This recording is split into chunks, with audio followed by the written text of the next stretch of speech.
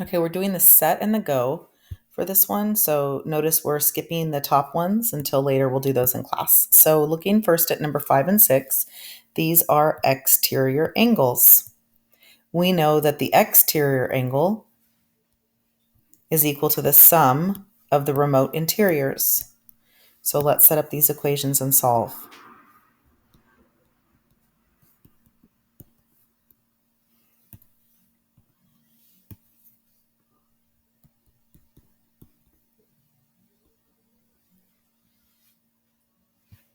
Okay, so 23 plus 85 is 108 degrees. Then on this one, the x is in a different spot. And instead of adding, we just have to subtract.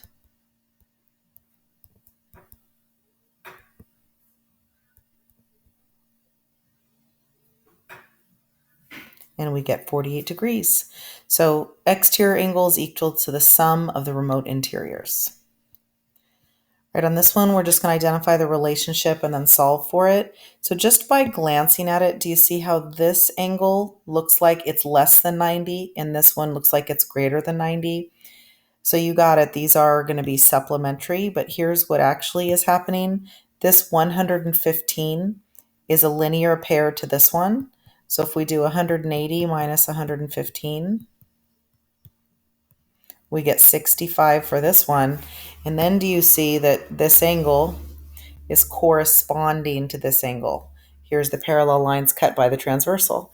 So the answer to this, x is equal to 65 degrees.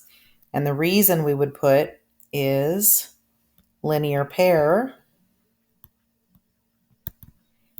and corresponding angles are equal.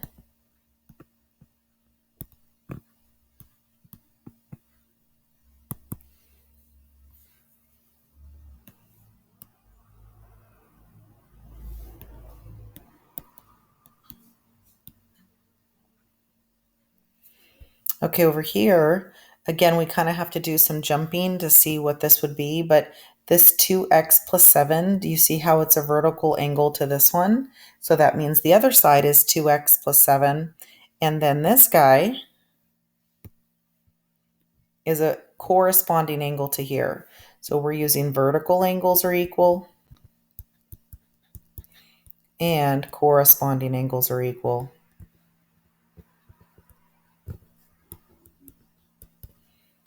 In order to solve. So let's set them equal and solve.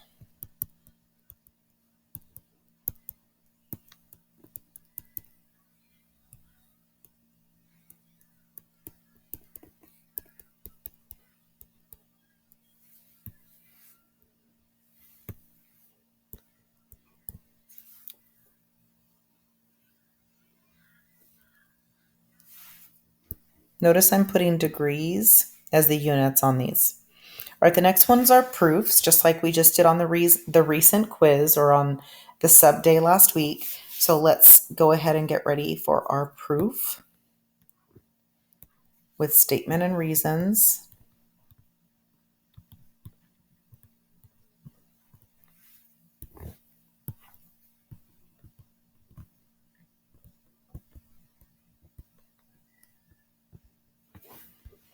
Okay, so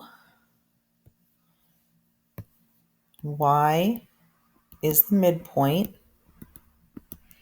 of VZ and XW. The reason is given. As I read this given, I go ahead and mark this. Y is the midpoint, Y is the midpoint.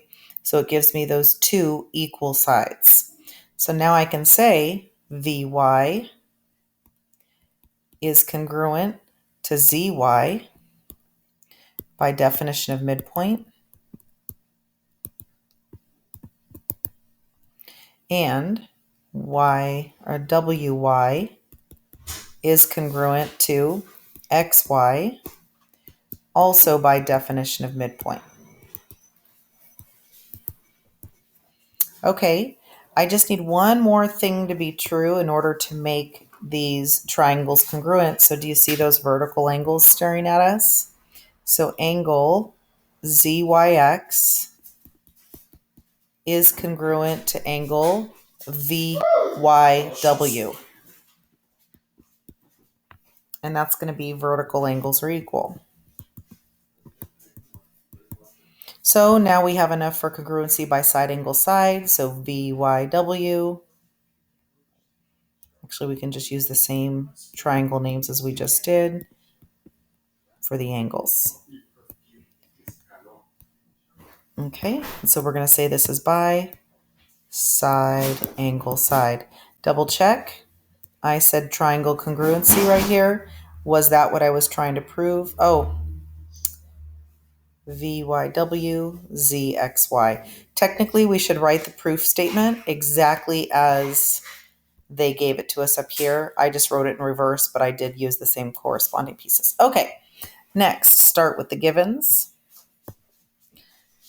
So given angle R is congruent to angle U. And after we write the given, go ahead and mark it in the picture. ST is congruent to VT. Go ahead and mark it in the picture. And then nothing else given, so we have to go, oh yeah, they want us to do these vertical angles are equal. So angle RTS is congruent to angle UTV, and that's vertical angles are equal. And so now I have enough for congruency by angle side. So triangle SRT, I'm reading the proof statement right now, is congruent to triangle VUT by AAS. That's it. That's all they wanted us to prove on these. They didn't need us to go a step further with CPCTC. So we're done. There's that.